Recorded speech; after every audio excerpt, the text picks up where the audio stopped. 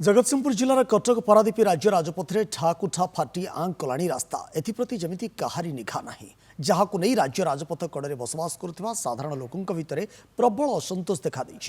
Raghunathpur block Tarpur panchayat ठारू गोकुलपुर पर्यंत अधिकांश स्थान रास्त बड़ बड़ फाट सृष्टि होगा फल दिनकू दिन दुर्घटना मान बढ़ी चली अभियोग होती।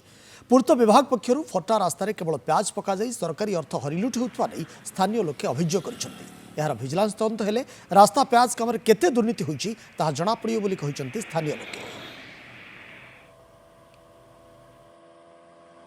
कटक पारादीप रास्ता आज्ञा प्रतिदिन हजार हजार संख्यार गाड़ी घोड़ा बाइक